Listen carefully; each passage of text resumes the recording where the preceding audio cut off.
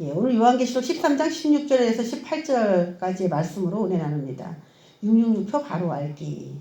예, 제가 그 메일 화면에다가 걸어놨죠. 예, 지금 현재 이마에 표를 받는 거에 대해서 광고하고 있는 사이트에서 제가 이제 발췌를 한 거거든요. 그래서 지금 이제 뭐 이마에 저런 표를 받는 것을 공공연하게 광고를 하고 있어요. 건강이라는 이름으로.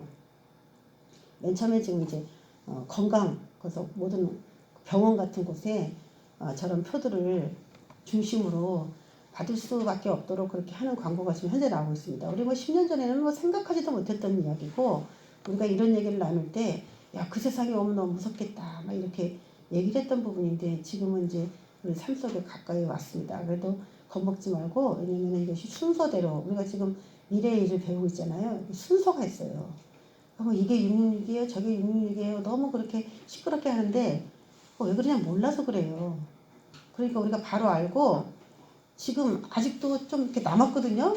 시즌이. 왜냐면 성경에서 일어난다는 일이 순차적으로 이렇게 일어나면서 그렇게 시대를 가는 것이지, 어느 날 갑자기 뜬금없이 그렇게 나타나는 게 절대 아닌데, 무슨 일만 생기면 그냥 이게 666표다, 666표다 자꾸 그러면서 언쟁이 나니까 기독교가 참 어린 것이죠. 그래서 말씀을 잘 여러분이 알고, 우리가 이제 무엇이 어떻게 육류표를 또 주변의 사람들에게 우리가 말을 해줄 수 있는지 여러분 그런 지식을 잘 갖추시기 바랍니다. 혼란하고 혼돈의 시대예요. 뭐 이런 팬데믹 같은 것만 한두 번 오면 그냥 무조건 666표인가 이렇게 생각을 하는데 그게 아닙니다. 우리가 지난 시간에 땅에서 올라오는 짐승에 대해서 배웠어요. 바다에서 올라오는 짐승, 그러니까 세상의 어떤 왕이고, 땅에서 올라오는 짐승은 이제 그 세상 나라의 왕을 도와주는 종교계입니다. 종교계. 그래서 이거는 대표적으로 저희가 이제 천주교가 여기서 하나님께서 말한 대표적인 음녀다. 큰 음녀, 18장에 가면 큰 음녀, 어미, 음녀들의 어미 이렇게 표현하고 있고, 바벨론 이렇게 표현하고 있는데, 그 바벨론이 혼자서 자기 이론을 펼치는 게 아니라 어떤 종교와 다 조인이 되어가지고 그 종교들도 자기의 이론을 받아들이고 협력할 수 있도록 그렇게 자기 자식으로 만드는 거죠. 그래서 음녀들의 어미라고 하는 거예요. 자식을 다 색다른 종교인데 그들을 다 자기의 그런 지식으로 바꿔놔버렸기 때문에 추종 세력이 되어버렸기 때문에 새끼가 되는 거죠. 자식이 되는 거죠.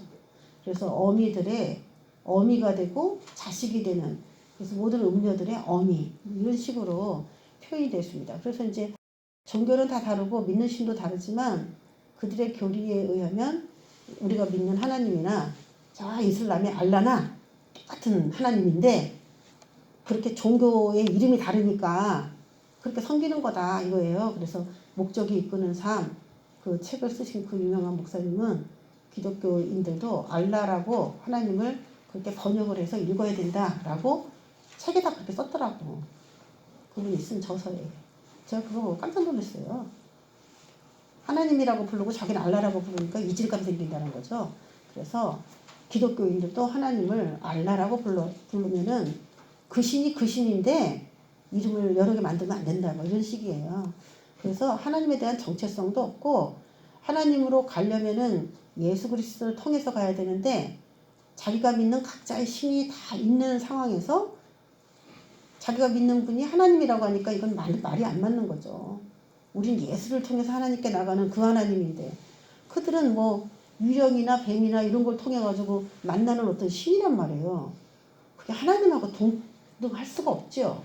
예, 그렇게 세상이 미혹이 되니까 종교는 왜냐하면 정치를 도와주는 가장 핵심적인 존재였어요. 옛날부터. 땅을 이렇게 로마가 넓게 전 세계를 점령을 했을 때도 이렇게 많은 인종의 사람들을 어떻게 케어할까 했을 때 사용했던 게 사실 종교입니다. 그 종교는요, 막 죽음을 불사하고 뛰어들어가는 힘을 줘요. 그래서 저 리더를 추정하지 못할 때에 종교가 그것을 뒷받침해주면서 리더를 추정할 수 있도록 그렇게 과거부터 종교를 사용했어요. 종교의 힘은 대단하지 않아요? 대통령이 못하면 우리가 걸기 대회도 하고 그러지만 종교로서 이 하나가 되어버리면은 그걸 가를 수가 없대요. 자, 바로 그런 이치들을 사탄도 아주 잘 아시는 거고, 우리 예수님도 하나의 일례로 예수님도 만왕의 왕이시잖아요. 세상 임금 반대 만왕의 왕이신데 그 만왕의 왕이신 그 예수님도 어떻게 보면 종교냐 정치냐라고 따졌을 때 여러분이 예수님이 만왕의 왕이다 그러면 예수님은 어떤 분이에요? 왕이니까 정치적인 색깔이 있죠. 그런데 또 우리가 예수 믿는 것을 종교라고 하지 정치라고 하진 않아요. 그러니까 그분이 왕이시기도 하면서 또 종교계의 리더란 말이에요. 대제사장, 선지자 뭐 이런 이름을 갖고 계셔요. 그 두 가지 타이틀을 가지시고 우리를 지배하고 다스리시고 이렇게 이끌어 가시는 거거든요. 인도하시고.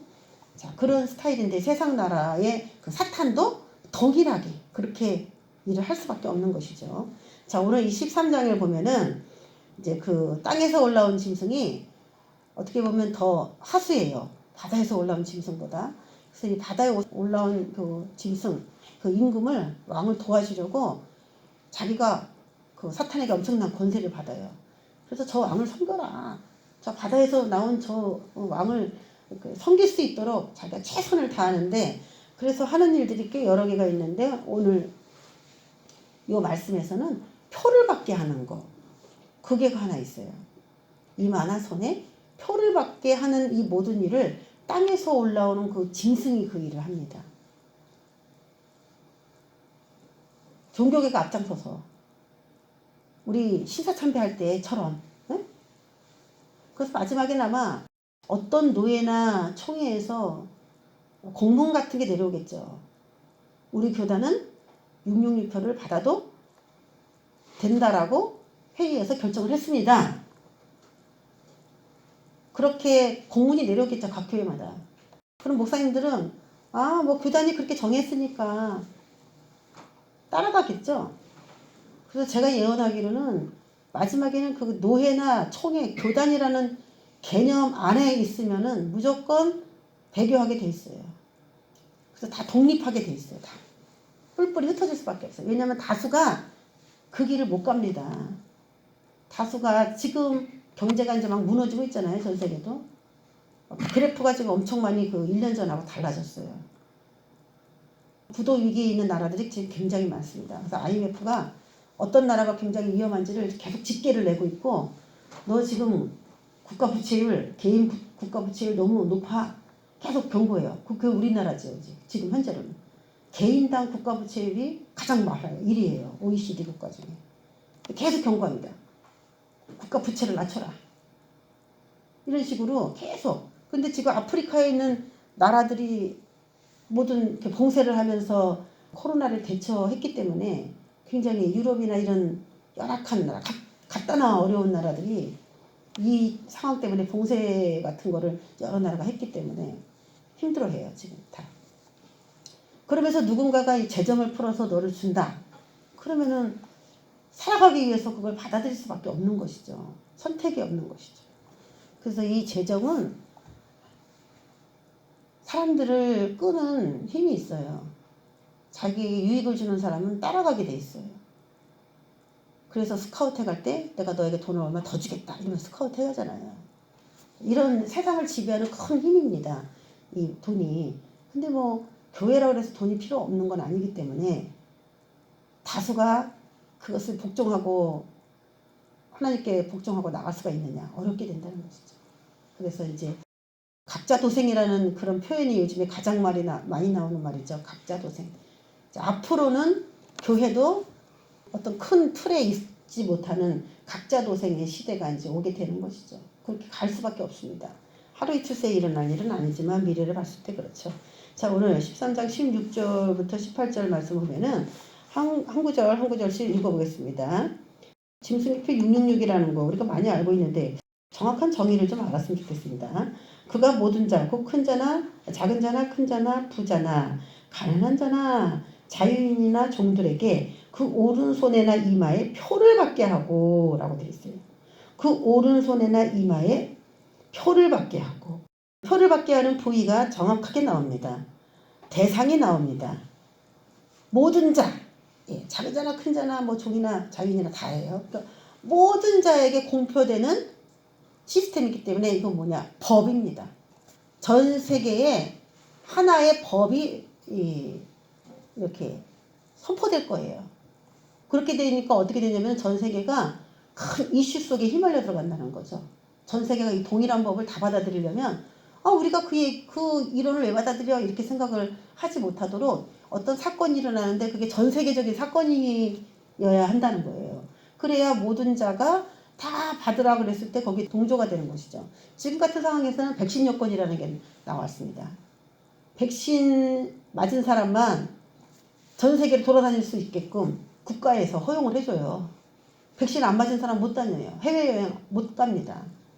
만약에 이게 종식되지 않으면 지금은 이제 백신 여권을 통과하고 몇 나라가 시행을 하고 있습니다. 지금 우리나라도 거기에 같이 연루돼서 우리도 그렇게 하겠다 뭐 그렇게 발언을 했어요. 우리나라도.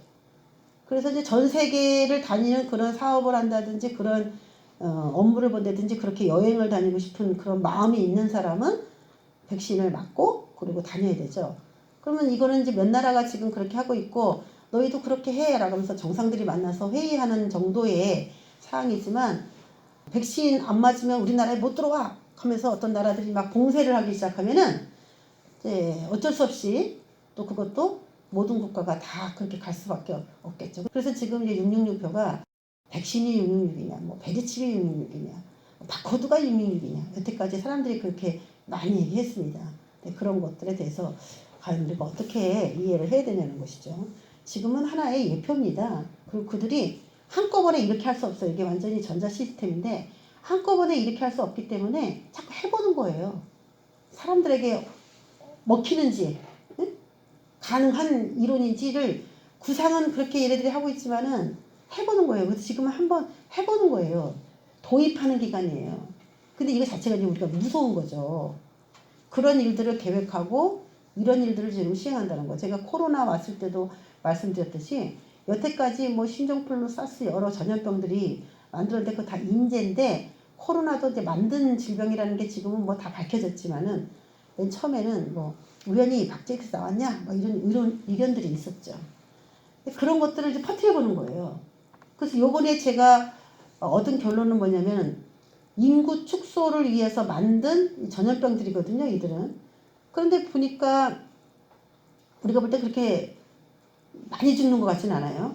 변이를 일으킨 나라는 많이 죽고 중국도 굉장히 많이 죽었는데 다른 나라들은 뭐 그렇게 자기네들이 생각한 것보다 많이 죽었다라고 저는 그렇게 하지는 않았을 것 같아요.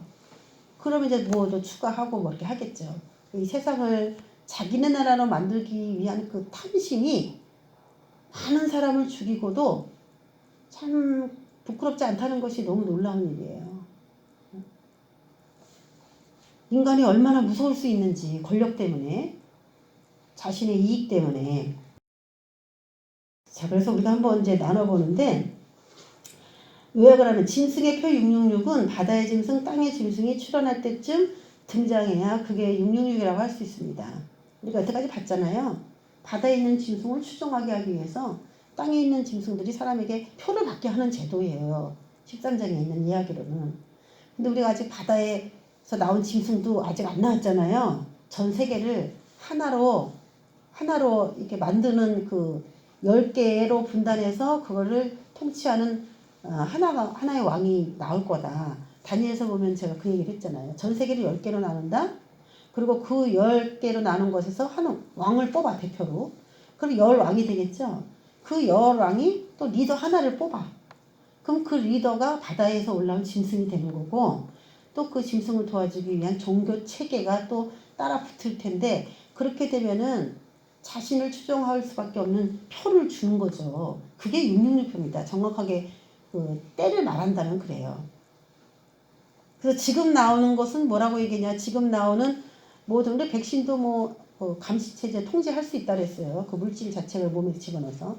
아마 시험을 해보겠죠. 그래서 저는 코로나가 걸린 사람이 이후에 어떻게 되는지 그런 것도 한번 얘네들이 보려고 하는 것 같고 또 백신 맞은 사람들이 어떻게 되는지도 한번 보려고 하는 것 같은데 제가 이제 우리 아들에게 그 얘기했어요. 며칠 전에.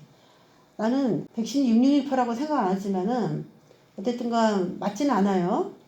성경에서 말하는 666표는 아니지만 666표로 가기 위한 모든 실험이기 때문에 실험. 그래서 안 맞는데 제가 무서운 거는 백신 맞고 사람이 죽었냐 안 죽었냐 지금 그게 이슈인데 그게 문제가 아니고 그 코로나19에 대한 일부를 집어넣는 거잖아요. 그래서 면역 체계를 만드는 거잖아요.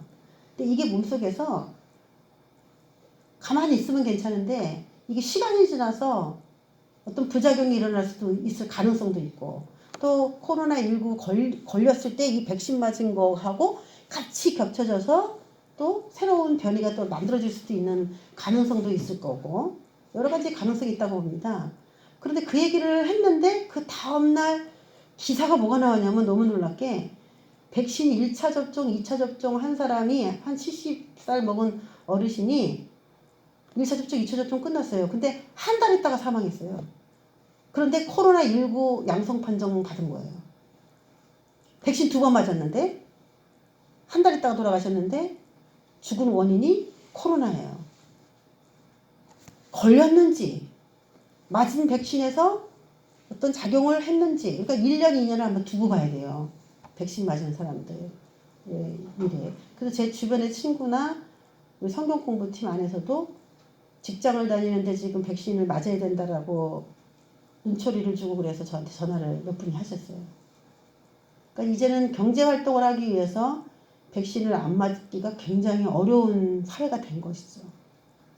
대부분 요양보호사, 어린이집 교사, 그 간호사로 있는 그런 분들이 백신을 꼭 맞게끔 지금 그렇게 경찰도 그렇잖아요. 그런 식으로 이제 사회 전반적인 경제 활동을 하려면 백신을 맞아야 되는 그런 약간 시대가 생각지도 않았던 시대가 벌써 도래한 것이죠. 자, 모든 사람이 다 맞게 된다. 그리고 어디 맞냐? 오른손에나 이마에 표를 받게 한다. 그럼 여러분 백신이 지금 666 표에 아니에요. 이마나 오른손에 맞는 그 표예요. 어? 그럼 백신이 666 표에 아니에요. 바코드를 우리 몸에다가 오른손에나 이마에 아직 찍어준 적은 없잖아요. 그쵸? 근데 그런 시스템을 이용할 수는 있는데 이용할 수는 있는데 아직 그걸 우리 신체에 뭐 어떻게 해라 그런 게 없었잖아요. 그래서 이제 지금은 팔에다가 우리가 백신을 맞는데 이거는 이제 미래에 오른손이나 이마에 받게 될 그것에 대해서 보여주는 하나의 예인 것이지 그것이 자체가 유니폼은 아닌데 예를 들어 통제가 가능하다라고 봤을 때는 내 영혼을 지배할 수 있다는 얘기잖아요. 내 생각을 통제할 수 있다는 거잖아요. 그래서 어떻게 보면은 그 666표로 가는 기술을 지금 현재 그걸 통해서 임상 실험하는 거기 때문에 666표와 같은 효력은 있지만 우리가 말을 할 때 조심해야 되는 거예요. 이것이 666표다 이렇게 말을 하는 건 아니고 그거와 같은 베리칩 그거와 같은 그런 원리로 주는 표. 베리칩과 근데 이름이 베리칩인데 베리칩이 666이다 그러면 베리칩 시대가 지나면 666표가 거짓말이 되니까 베리칩과 같은 시스템의 그런 원리다. 백신과 같은 그런 시스템의 원리다. 그렇지만 그게 성경에서 말하는 666표는 아니다. 그러니까 그거를 허용해버리면 나중에도 허용해버릴 수밖에 없는 것이죠. 자, 17절, 18절에 보면은 그 수, 666이라고 하는 그 수에 대해서 거론한 게 나와요. 누구든지 이 표를 가진 자 외에는 매매를 못하게 합니다. 이 표는 뭐하게 만든 표냐면 매매. 그러니까 뭐냐면은 경제 활동이 굉장히 어려운 상태에서 사고 팔 수 있도록 권리를 부여해주는 굉장히 특혜적인 표입니다. 지금 백신은 어때요? 매매를 못하는 표는 아니죠. 매매를 위한 표는 아니에요. 그냥 건강을 생명을 지키기 위한 표다 하고서 주는 거지. 그러니까 이거 실험이라는 거죠. 이거는 본질적으로 유니표는 매매를 중심으로 주는 표예요. 받으면 매매 받을 수 있고 할 수 있고 안 받으면 매매를 못한다. 아니 이렇게 세 절만 읽어도 답이 이렇게 정확하게 나오는데 왜 자꾸 옥신각신 666표에 대해서 이렇게 정의를 못 내리고 미혹을 당하는지. 여러분 이건 3번씩만 읽어보면 16, 17, 18절 3번씩만 읽어보면 666표가 뭔지 나옵니다. 그리고 자꾸 상징이라고 하는데 여러분 매매를 상징이라고 말하는 사람은 이 세상에 아무도 없어요. 매매는 실제 상황이에요. 우리의 실생활입니다. 현실이에요. 그래서 이거는 진짜로 주는 표지 암시적으로 어떻게 오른손이나 이마에다가 어떻게 상징으로 줍니까? 뭘 어떻게 상징으로 줘? 보이지 않는 말씀을 거기다 붙여라. 뭐 그런 식으로 얘기를 하는데, 그러면 매매를 어떻게 해요, 그걸로?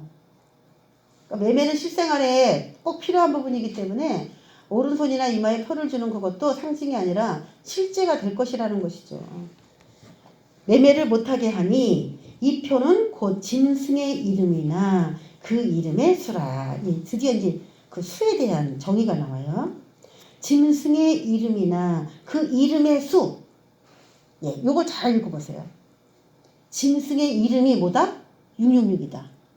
짐승의 이름의 수가 666이다. 그럼 짐승의 이름의 수, 그러면 이름이 666개, 아, 사람이 666명인가 보다. 이렇게 생각하거든요. 짐승의 이름의 수다 이러면은. 그런데 짐승의 이름이 666이다. 짐승의 이름이 666이다. 이거 좀 다른 이야기죠. 짐승의 이름이 그냥 666이라는 거야. 저는 정미자잖아요. 그쵸? 저희 정영훈 목사님이잖아요.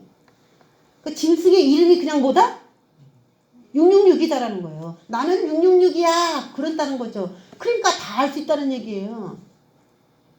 그러니까 우리가 그 로고나 그 이름이 666 이렇게 나온 거는 저게 짐승이 아닐까? 이렇게 생각을 해볼 수 있다는 거죠. 숨겨져 있는 게 아니라 드러나 있는 거. 그냥 보인다는 거예요. 너 이름이 뭐야? 그러면 나 666이야. 그런다는 거예요.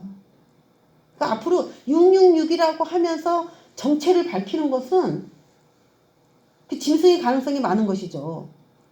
그런데도 인간이 그걸 따른다는 게 참 신기한 거예요. 짐승의 이름이나 짐승의 이름의 수다. 또 지혜가 여기 있으니 총명한 자는 그 짐승의 수를 세어봐라. 짐승의 수를 세우니까 한 마리, 두 마리, 세 마리, 네 마리 이제 그런 생각이 들어요. 세어봐라. 그것은 사람의 수니 이것은 야생동물 이런 걸 말하는 게 아니고 사람을 이렇게 짐승이라고 불렀구나 이렇게 생각이 들죠. 사람의 수니 그의 수는 666이라 그랬어요. 자, 그러면 정의를 한번 내려볼게요. 짐승의 이름이나 그 이름의 수라. 사람의 수다. 그러니까 사람의 수가 666명인 것 같이 그렇게 보이기도 하는데 짐승의 이름이라는 것을 봤을 때는 또 거긴 좀 아닌 것 같아요. 섞어보면은 짐승의 이름이다. 그게 666이다. 그 이름의 수가 666이다. 짐승의 수가 666이다. 사람의 수가 666이다. 합하면은요. 666이라는 이름을 가진 사람이야. 666이라는 이름을 가진 사람. 그렇죠? 그렇게 정의할 수 있어요. 자, 쉬운 성경에는 더 쉽게 표현했어요. 이 표가 없는 자는 아무것도 사거나 팔 수 없게 하였는데 이 표는 짐승의 이름이나 그 이름을 뜻하는 숫자입니다. 이렇게 번역됐어요. 그 이름을 뜻하는, 그 이름이 666명의 명단 그런 뜻이 아니고 그 이름을 뜻하는 숫자. 이름을 숫자로 뜻을 매길 수 있다는 거예요. 숫자로도 뭔가 우리가 그 한문이 무슨 의자 그러면 뜻의 찰냉 그러면 차갑다. 냉자는 차갑다. 이런 뜻이 냉자 속에 차다. 이런 뜻이 들어있듯이 숫자가 문자랑 같이 연동이 돼서 어떤 뜻을 전할 수 있다는 얘기죠. 또 하나 17절에 보면 누구든지 이 표를 가진 자 외에는 매매를 못하게 하니 그랬으니까 이거는 분명히 매매 수단이어야 되고 우리가 이제 어떤 표가 강제적으로 이제 맞아라 이렇게 얘기가 나왔을 때 매매 수단이 아닌 거는 666이라고 절대 하지 말라는 겁니다. 매매 수단으로 맞으라고 했을 때 이제는 몇 년 지나가서 또 무슨 사건이 또 터지면 그때는 매매도 같이 할 수 있겠죠. 지금 전 세계가 우리나라 그 띡 하면 전철에서 띡 하면 뭐 출입문이 열려서 나가는 이런 시스템 보고서 막 놀란다고 하는데 저는 한국인으로서 자부심도 있지만은 이게 전 세계에서 지금 도입하고자 하는 아주 의지로 막 불타요 지금. 팬데믹 때문에 한국이 띡 하면 문이 탁 열려서 딱 하고 야 놀랍다. 우린 다 외국에도 다 그런 줄 알았더니 안 그래. 그러니까 뭐냐면은 이제 그런 것들을 빠르게 도입해서 자기 나라에 정착하겠다는 지금 그런 운동들이 일어나기 시작한 거예요. 그래서 이것이 이런 것들이 다 매매 수단으로 그런 때가 이제 된 거죠. 아직은 이 시대가 온 게 아닙니다. 자, 여기서 이 표를 가진 자 외에는 그랬죠. 오른손이나 이마에 찍어주는 표인데 영어로는 마크입니다. 헬라어로는 카라그마라고 하죠. 이 카라그마라는 이 말은 언제 쓰냐면은 무슨 뜻이냐면은 뱀에 물린 상처를 그들은 카라그마 뱀에게 물렸구나 그럴 때 쓴 거예요. 카라그마네 이렇게 썼다는 거예요.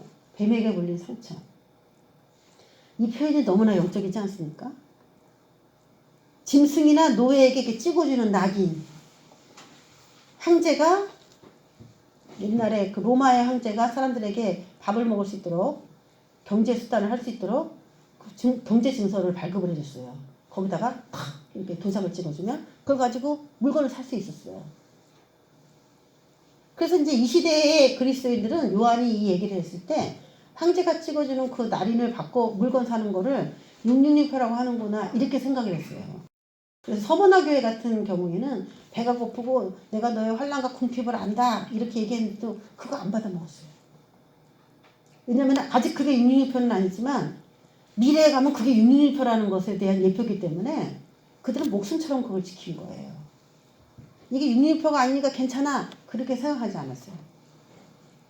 황제의 날인의 의미로 불순종하는 종들이나 병사들 그리고 종교적인 신들에게 충성을 헌신한 자들 두 가지 사람에게 준 거죠. 불순종하는 종들이나 병사들에게 너 불순종했다라고 하는 낙인을 찍어줄 때 어떤 그렇게 새겨주기도 했고 또 안 그러면은 아주 그 왕이나 종교인으로서 신들에게 충성하는 자들에게 너 정말 충성한다 하면서 찍어주는 이 두 부류에게 이런 표를 줬단 말이에요.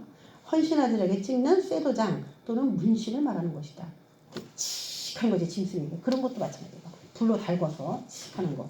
그런 것도 말하는 거죠. 문신을 말하는 거예요. 근데 여러분 뱀에게 물릴 때 거퍼번에 이렇게 뭐 묻히는 게 아니잖아요. 뱀에게 물렸다는 것은 깨물려 들어갔다는 거잖아요. 그런 의미가 있기 때문에 파고 들어갔다는 얘기거든요. 그래서 이 마크는 단순하게 문신도 그림처럼 보이지만 찔른 거잖아요. 바늘로.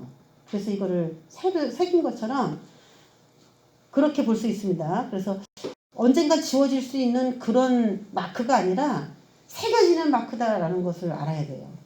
자, 매매할 수 있도록 중요한 거예요. 666표는 뭐냐? 정의를 잘 알아야 됩니다.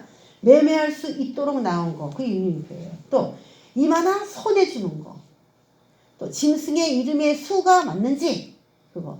그럼 QR코드가 666이다. 요즘에는 이제 막 그런 얘기도 나왔어요. QR코드가 666이냐, 백신이 666이냐. 예. 666을 보여주는 모형은 확실합니다. 그걸로 통제가 가능하니까. 그렇지만 성경에서 말하는 666은 아니라는 거죠. 그런 식으로 갈 것이다라는 것이죠. 몸에 새기거나 박으면 666표입니다. 몸에 새기거나 지금 백신 같은 것도 꾹 찔러갖고 넣잖아요. 예, 이런 식으로. 뱀이 딱 물듯이 바늘로 팍 찔러갖고 들어가죠. 이런 가능성은 있지만 매매 수단이 아니고 이마나 손에 넣는 것도 아니고 거기에 짐승의 이름에 수가 써있다는 것도 모르죠. 그렇기 때문에 그림자 역할은 할 수 있지만 실제는 아닙니다. 자, 그러면 그 이름의 수, 나는 내 이름은 666이야. 그리고 딱 그냥 로고에 666 이렇게 써있는 거를 우리가 또 주시해서 봐야 되는데 또 하나의 그 이름의 수라고 하는 거를 본다면은 게마트리아라고 하는 걸 볼 수가 있어요. 알파벳의 철자마다 상응하는 개별적인 수를 도입한 방법이에요. 알파벳 A, B, C, D, E, F, G 그리고 히브리어도 자기 알파벳이 있죠. 헬라어도 자기 알파벳이 있어요. 우리나라 모음 자음이 있죠. 그런 것을 따로 그렇게 문자로만 사용하는 게 아니라 그 A를 예를 들어 뭐 1이라고 하자. B를 2라고 하자. C를 3이라고 하자. 히브리어도 헬라어도 문자 혼자 그렇게 상용된 게 아니고 숫자랑 연동을 해가지고 표현을 줬어요. 그렇기 때문에 우리는 그냥 문자 숫자 따로 보지만은 고대에서부터 각 문자마다 숫자를 접목을 시켜가지고 꼭 문자로 쓰지 않아도 숫자로 대신 사용하는 경우가 많이 있습니다.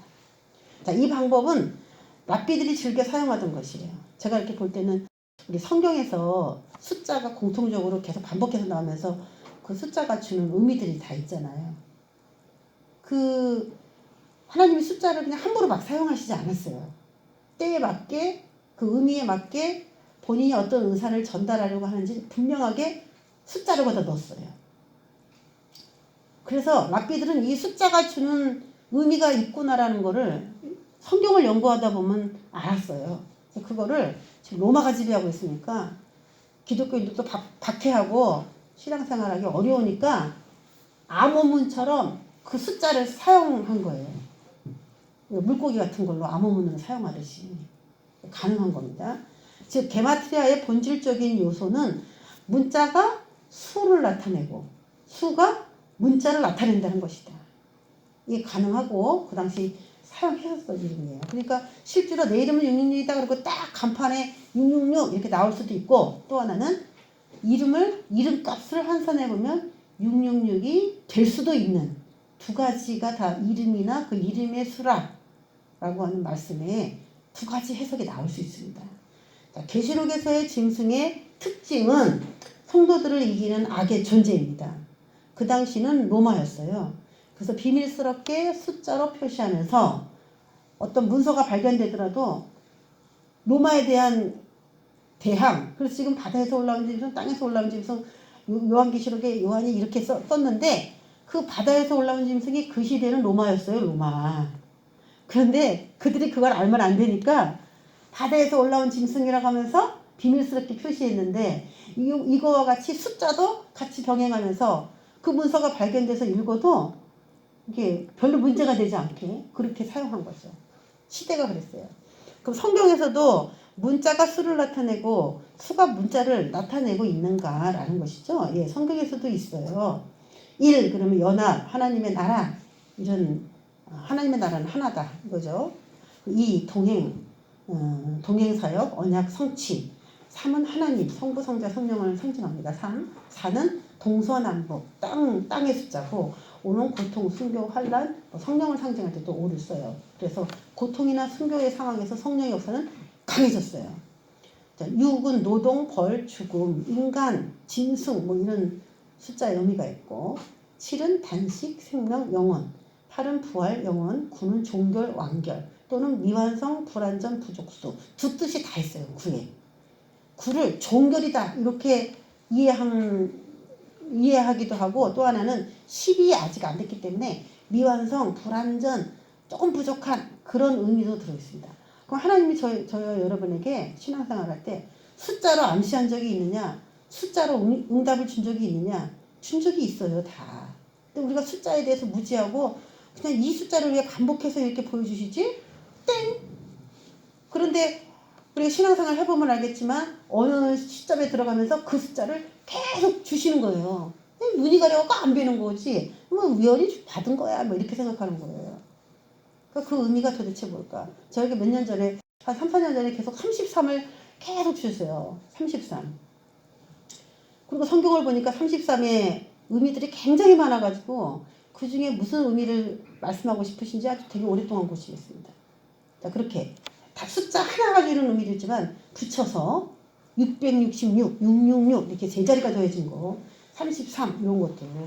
자, 10은 땅의 만족수, 땅의 충만수. 그래서 10은 끝났다.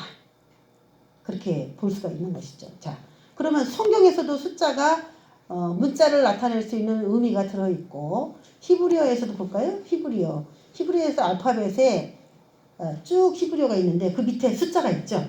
예, 숫자가 있어요. 그 밑에 뭐라고 써 있어요? 6이라고 써 있죠. 6이라고. 제가 노랗게 해놓은 거. 거기에 밑에 보면 뭐라고 하면 V, W 이렇게 써 있죠. V, W. 이것도 다 6에 들어가요. V, W. 그래서 지금 왜냐면 그 이름이 666이다라고, 내 이름은 666이야 그리고 우리에게 딱 보여주려면은 우리가 666이라는 것을 여러 언어로 다 알고 있어야 돼요. 그렇죠? 만약에 한글말로 그 아라비아 숫자로 666만 알고 있으면 히브리어나 헬라어로 666을 내 이름이다 그리고 보여줘도 우리가 모르는 거예요. 그런 걸 알고 있어야 되는 거죠. 자, 헬라 알파벳에서 6은요 약간 O자같이 S자같이 이렇게 생겼어요. 이렇게.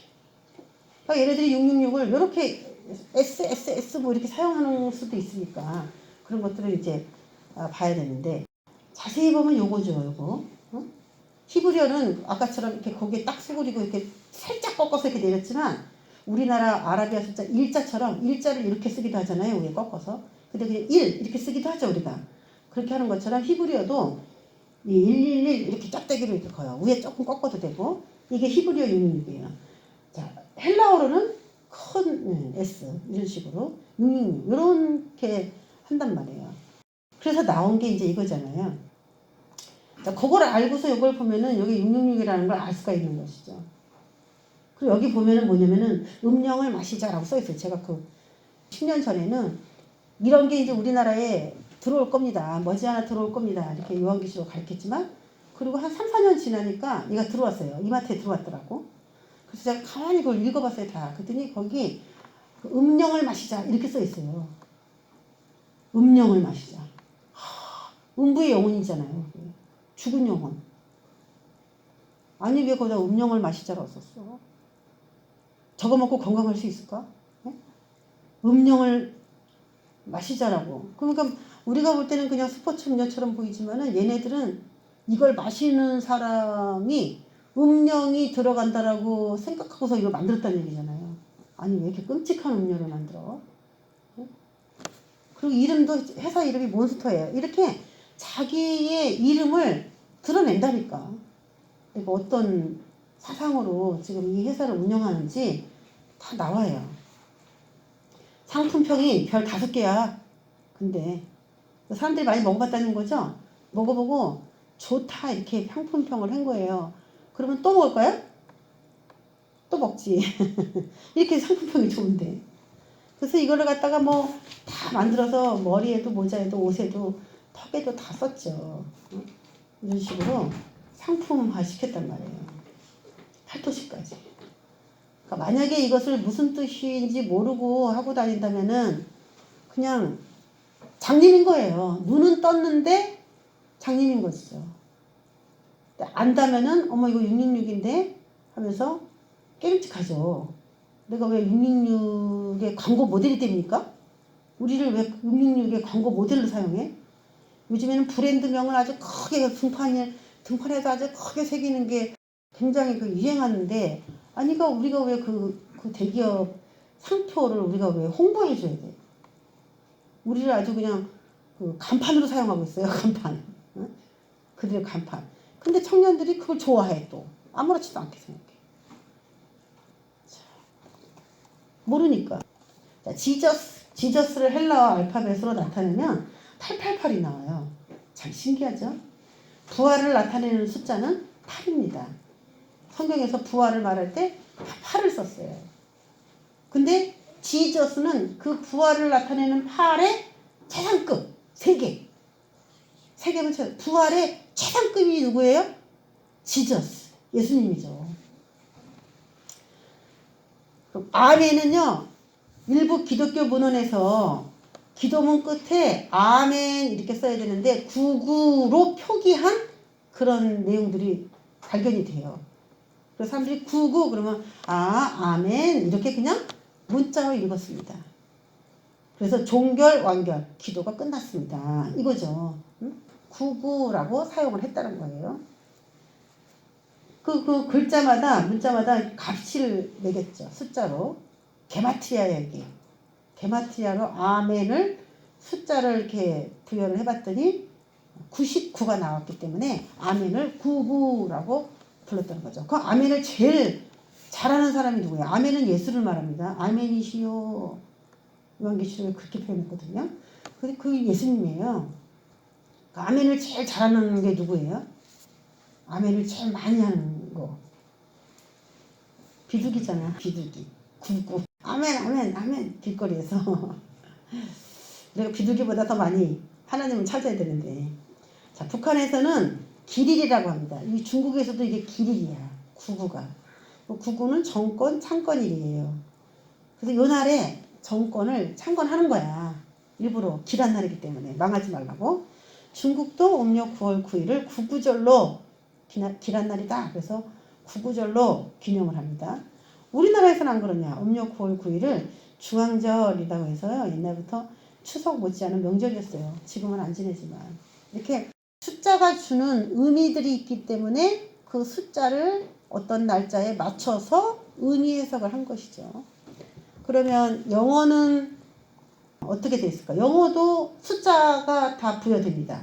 A는 6, B는 12, C는 18 이런 식으로 다 돼 있어요. 6진법으로 쭉 나가요. 6단위로. Z는 156 그래서 나옵니다. 근데 현행 한글 로마자 표기 적용해서 기밀성 이렇게 해보니까 666이 나오더라는 거지. 적용해서 해보니까. 신용카드 대신 쓰는 매매의 용도라면, 예. 우리가 이제 매매의 용도다 그러니까 오른손이나 그 이마에 신용카드처럼 띡 하면 물건을 살 수 있는 그런 원리인가 보다라는 생각이 들죠. 왜냐면 매매는 돈 주고 해야 되는데 이 몸에 있는 표로 매매를 한다고 하는 거 보니까 신용카드 같은 걸 몸에 부착한다는 얘기가 되는 거예요. 근데 물렸다, 물린 상처다 이런 원어의 뜻이 있는 거 보니까 신용카드 같은 걸 몸에다 파갖고 넣는다는 얘기가 되는 것이죠. 그래서 베리칩 같은 경우는 굉장히 흡사한 666표를 보여주기에 가장 흡사한 그런 상징이에요. 상징의 표예요. 신용카드 대신 쓰는 매매 용도라면 그 표는 분명히 그 안에 컴퓨터의 기능을 가졌음을 의미하죠. 전자 시스템을 가졌다는 거예요. 그 표가 아니면 매매가 띡띡띡 안 됩니다. 그래서 컴퓨터를 게마트리아를 보니까 어머 666이 나와요.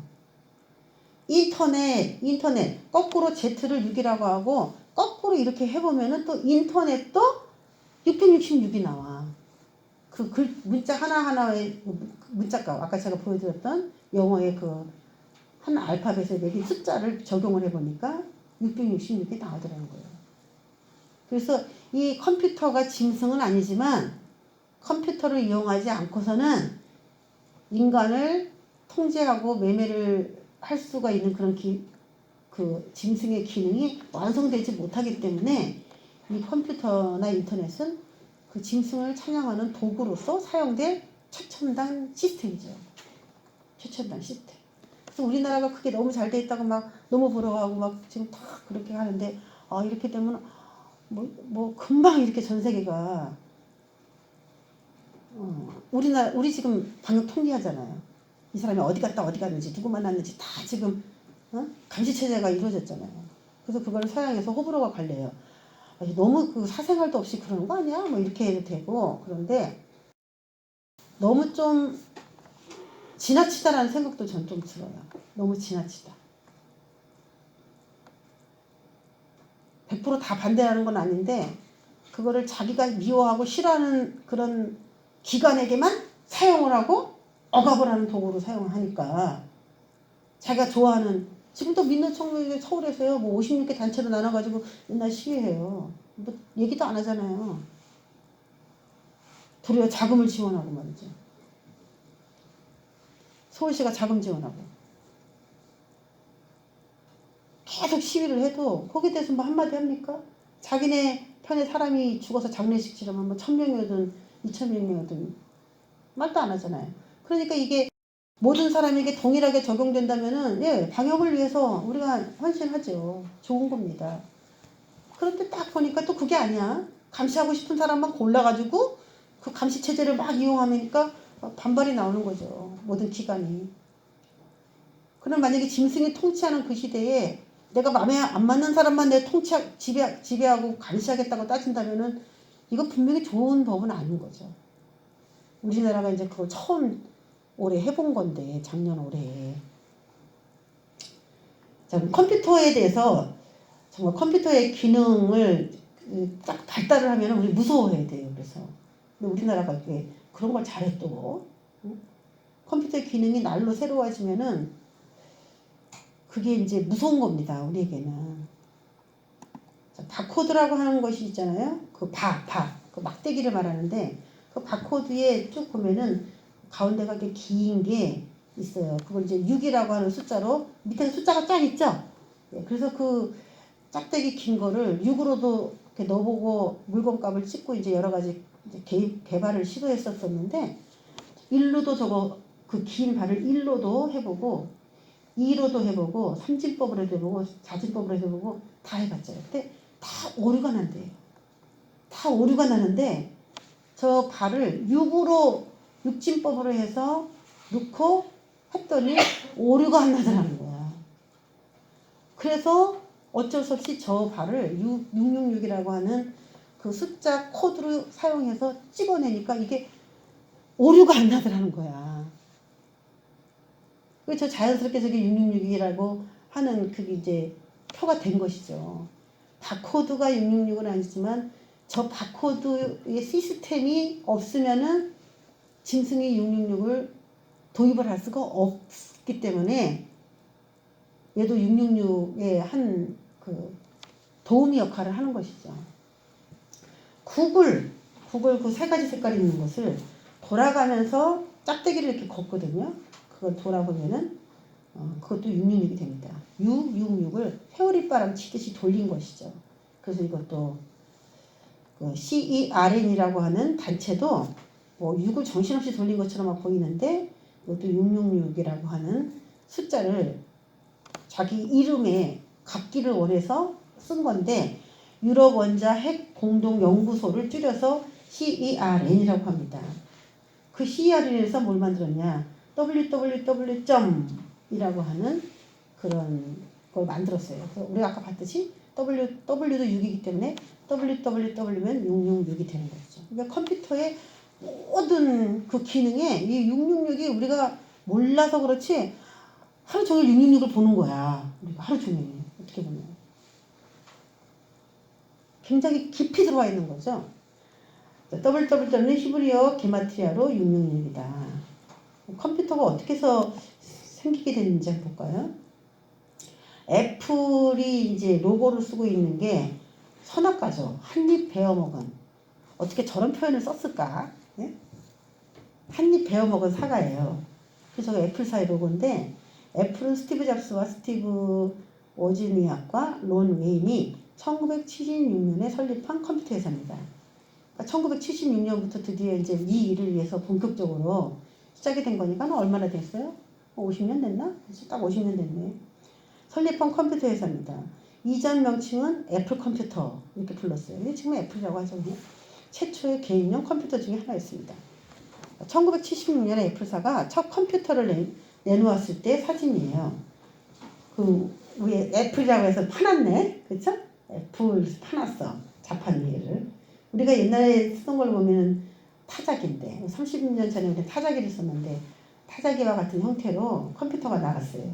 그래서 거기 밑에 이제 내용들이 있잖아요. 밑에 내용들이 있는데 이 컴퓨터 값이 $666 66센트라고 해서 딱 나왔어요. 왜 이런 가격으로 내놨을까? 그리고 왜 그 선악과의 모형으로 자기 로고를 만들었을까? 이 사람의 영적 상태는 도대체 어떤 상태인가? 참 신기한 사람이야, 이 사람이. 저게 의도적인 것 같아요? 모르고 한 것 같아요? $666 66센트. 지금으로 하면 아마 70만 원 정도 되는 거죠. 그러니까 그 1976년에 70만 원이면은 엄청난 값이지. 엄청난 값이야. 그러니까 이런 숫자를 통해서 저는 이제 요즘에 스마트폰 매장에서 가격을 669, 66 뭐 이렇게 쓰더라고. 가격인지 뭐 막 그런 거를 669, 66 이렇게 쓴 거를 봤어요. 6을 거꾸로 9 해갖고 막 뒤집박죽 해갖고 뭐 669, 66 뭐 이런 식으로 해서 금액을 막 써놓고 뭐 이렇게 모든 명을 매겨놓고 그러더라고요. 의도적인 것이죠. 자, 그때 나온 기사를 제가 발췌해서 보여드린다면 이거예요. 당시 애플 컴퓨터 판매 관련 지면입니다. 666.66이라고 하는 금액이 컴퓨터 밑에 아주 정확하게 나와 있죠. 그리고 애플 앱스토어 로고 삼각자, 그리고 동그라미 삼각자, 그 안에 세모 이런 것들이죠. 그리고 안에 이제 G 이렇게 있잖아요. G. 이게 뭘까요? G가. 이들이 생각할 때는. 가시겠죠? 가. 프리메이슨을 나타내는 로고인데 그 갓을 가운데 두고 우리 저기 피라미드를 볼 때는 피라미드 맨 위에 눈이 있잖아요. 눈이 있는데 여기서는 G가 있어. G. 피라미드처럼 세모가 있고 그 안에 G가 있어. 그러니까 그 신이야. 결국 피라미드 안에 있는 눈. 거기서 전 세계를 내다보는 눈. 그러니까 통제죠, 뭐 통제. 전 세계를 감시, 통제하는 그들만의 신이죠. 근데 요즘에 뭐 1달러짜리 지폐에도 이게 있지 않습니까? 무덤 위에서 쳐다보는 눈. 1달러짜리 지폐에 그대로 그림 있잖아요. 호루스에는. 그 이집트 신화예요, 이게. 근데 그런 것들을 그대로 요즘에 1달러에다 넣는 거 보면은 이게 신적이 아니고 우연히 세상이 돌아간다라고 보기가 어렵죠. 달러에까지 드는 거 보면. 자, 프리메이슨을 나타내는 로고. 자, 이들이 전 세계를 이제 용의 시스템을 받아들이고 그가 원하는 대로 그러면 뭘 생각하는데 아이디어를 줬겠죠. 아이디어. 사탄이 내가 사탄이다. 그리고 뭐 나타나서 알려줬겠어요. 우리가 기도할 때 생각하지 않은 게 탁 생각이 나듯이 이들도 어떻게 할까 이렇게 로고를 어떻게 할까 그랬을 때 그런 것들을 생각나게 하는 거야. 응? 자, 그런 집단의 이름이 이제 프리메이슨인데 프리메이슨을 나타내는 로고다. 컴파스, 직각자 이런 것들을 아주 오랫동안 계속 썼어요. 그래서 자기가 이 세상을 건설하는 건축자. 이 세상에 자기들만의 건축자다 이거죠. 근데 우리 에베소서 보면은 우리를 뭐라고 얘기합니까? 우리를 하나님 나라를 짓는 건축자라고 하잖아요. 그래서 우리가 서로 연결이 되어서 하나님 나라가 지어져 가느니라 이렇게 얘기하고 있는데 이들도 자기가 이 세상을 짓는 메이슨들이라는 거야. 건축가라는 거야. 자유스러운 메이슨들. 그러니까 성경하고 똑같은 인식으로 사탄도 자신을 추종하는 사람들을 세우고 있는 것이죠. 자, 전자화폐가 이제 통용되게 될 건데 다 전자 시스템을 할 거예요. 화폐도. 우리가 지금 4차 산업으로 들어간다고 하죠. 그래서 지금 가상화폐, 디지털 화폐 계속 그 화폐가 많이 나오잖아요. 그래서 뭐 이제 금이나 은이나 달러에 투자하지 말고 부동산 이런 거 투자하는 시대는 끝났다. 이제 그 화폐를 사라. 비트코인을 막 사고 막 그랬는데 이게 막 엄청 올랐어요. 그래서 막 사람들이 떼돈을 버는 거야.